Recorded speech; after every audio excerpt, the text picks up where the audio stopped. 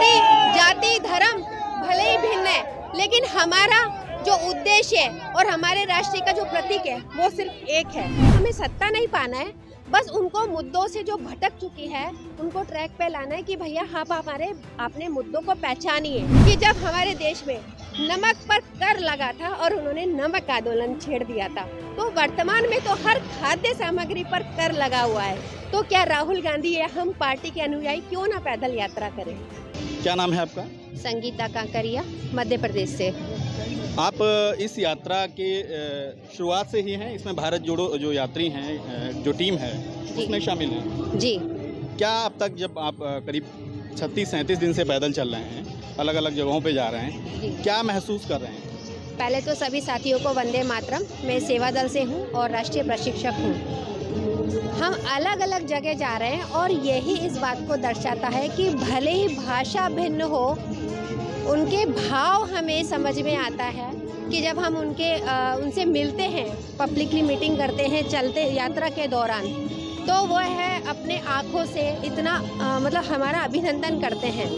तो जो केंद्र में बैठी शैतानी ताकतें हैं वो इस देश को तोड़ने का काम कर रही है। तो हमें लगता है कि यदि ये यात्रा, इस तरह की यात्रा जो निकल रही है, तो मुझे लगता है कि उनका जो भी प्रयास रहेगा वो निश्चित रूप से असफल होगा, जो तोड़ने का काम कर रही है। तो भाषाएं भिन्न है, जगह भिन्न है, उसके बावजूद लोगों के दिलों में रेस्पेक्ट है। उन्हें पता है कि ये राहुल जी के साथ चल रहे हैं, तो राहुल जी को वो अपने देश के भविष्य के रूप में देखते हैं। तो ये चीज़ें अच्छी देखने को मिल रही है। आप सेवा दल में हैं जी। क्या काम है सेवा दल? किस काम करते हैं? सेवा दल एक्चुअली आरएसएस से भी पुराना संगठन है। हमारा यूनिफॉर्म होता है पूरा वाइट यूनिफॉर्म, जो गांधी टोपी आपने देखी होगी वाइट कलर की, इस टाइप का हमारा जो है कैप सर पे लगता है। और हमारा संगठन का उद्देश्य जो रहता है वो इस देश में धर्मनिरपेक्ष को मानता है। हमारा देश है धर्मनिरपेक्ष देश है और हिंदू मुस्लिम सिख ईसाई आपस में है भाई भाई। बस इसी स्लोगन के उस पर और भारतीय संविधान का हम लोग महत्व समझते हैं और उसकी रक्षा के लिए हम लोग काम करते हैं। और हमारा पर्टिकुलर व्यक्तिगत कोई ऐसा नहीं कि हम किसी व्यक्तिगत किसी को सपोर्ट करते हैं या किसी का समर्थन करते हैं।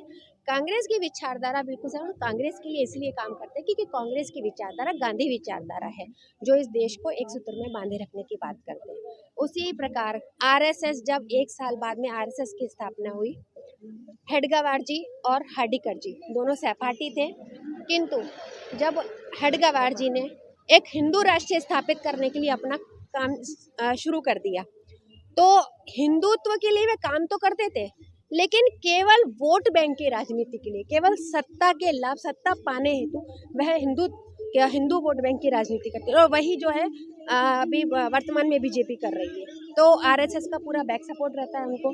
जैसे ये यात्रा निकल रही है और राहुल जी कह रहे हैं कि बेरोजगारी का मुद्दा उठा रहे हैं, नफरत के खिलाफ आवाज़ उठा रहे हैं, लेकिन इससे क्या चेंज, बेरोजगारी को लेकर कैसे बदलाव आएगा? देखिए, जनता मुद्दों से भटकी हुई है। हमारे देश की जनता बहुत भावुक है। अगर आप उन्हें धार्मिक और जात पात के मुद्दों पे भटकाएंगे तो वह बहुत आसानी से फ्लो में भटक जाती है। जब हम पैदल चल रहे हैं और उन्हें ये मैसेज दे रहे हैं कि हम सब एक हैं, राष्ट्रीय ध्वज तिरंगा, आप कितने समय से, आप भी जो पत्रकार भाई बंधु देख रहे होंगे कि सेवा दल की जो टुकड़ी है वो राष्ट्रीय ध्वज लेकर हाथ में चलती है। तो एक मैसेज हम दे रहे हैं कि हमारी जाति धर्म भले ही भिन्न है, लेकिन हमारा जो उद्देश्य है और हमारे राष्ट्र का जो प्रतीक है वो सिर्फ एक है। तो हम एक राष्ट्रीय ध्वज के लिए काम करते हैं। तो जो जनता है वो मुद्दों से जो भटक रही है, उस जनता को वापस अपने जो केंद्र में बैठी जो सत्ता है वो उसका दुरुपयोग कर रही है, उनकी भावना को दुरुपयोग कर रही है, उसको हम वापस उस ट्रैक पर लाने की कोशिश कर रहे हैं। और वो हमें जैसे दिन पे दिन भीड़ जो संख्या वाले बढ़ता जा रहा है, तो निश्चित रूप से जो है जनता, हमें सत्ता नहीं पाना है, बस उनको मुद्दों से जो भटक चुकी है उनको ट्रैक पे लाना है कि भैया आप हमारे अपने मुद्दों को पहचानिए। आप देश में बेरोजगारी है, मोदी जी ने 2 करोड़ नौकरियों देने का वो जो वादा किया था वो अब तक पूरा नहीं हुआ है। देश में बेरोजगारी है। आप देखेंगे कि हम जैसे महिला हैं, घरेलू गैस जो टंकी है उसके भाव इतने बढ़ गए हैं, 1100 के लगभग जो है गैस की टंकी के दाम हो गए। आप भाई लोग हैं, आप गाड़ी वाड़ी जो है चलाते हैं, दुपहिया 4 पहिया वाहन, पेट्रोल डीजल सबके दाम बढ़ चुके हैं। और एक सबसे मोस्ट इम्पोर्टेंट बात मैं आपको बताऊंगी कि हमारे पार्टी के पूर्वज और हमारे देश के राष्ट्रपिता महात्मा गांधी जी ने, एक समय था कि जब हमारे देश में नमक पर कर लगा था और उन्होंने नमक आंदोलन छेड़ दिया था। तो वर्तमान में तो हर खाद्य सामग्री पर कर लगा हुआ है। तो क्या राहुल गांधी या हम पार्टी के अनुयायी क्यों ना पैदल यात्रा करें? निश्चित तौर पे करनी चाहिए थी और ये राहुल गांधी जी का बिल्कुल सही निर्णय है। भले ही कोई फर्क नहीं पड़ता हमें सत्ता हासिल ना हो, किंतु कम से कम प्रधानमंत्री जी को और भाजपा के उन सभी नेताओं को थोड़ा भय होना चाहिए कि अब जो है बोलते ना अब आया ऊंट पहाड़ के नीचे, जो एक कहावत है, थोड़ा वो भय हो तो कम से कम जनता का कुछ भला हो जाएगा। भले ही हमें सत्ता ना मिले किंतु हम जनता के हितों में काम कर रहे हैं और इसी उद्देश्य को लेकर के आगे बढ़ रहे हैं।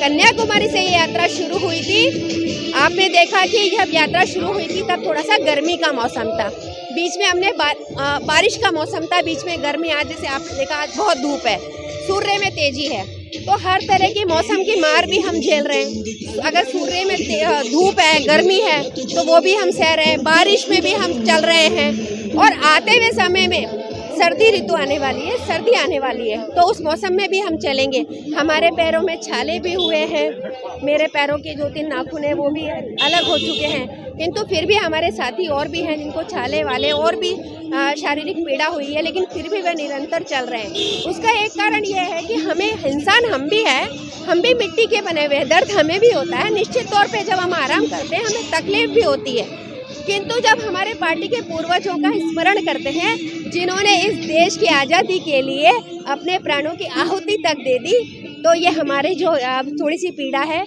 ये क्या चीज़ है, कुछ भी नहीं। अगर इस देश हित में हमारे प्राण न्योछावर भी करने पड़े तो निश्चित तौर पर हमारा सौभाग्य होगा, हम निश्चित तौर पर करेंगे और हमारे ये जंग जीतेंगे। जंग जीतने का मतलब है देश के भविष्य उसको आपको सुरक्षित रखना, संविधान बचाना, महिलाओं के लिए सरकार सोचे, महिलाओं सुरक्षा के लिए सोचे, इन सब मुद्दों पर सरकार को सोचने पर मजबूर कर देना, यही हमारा उद्देश्य है और निश्चित तौर पर हम इसमें सफल होंगे। जय हिंद, जय भारत।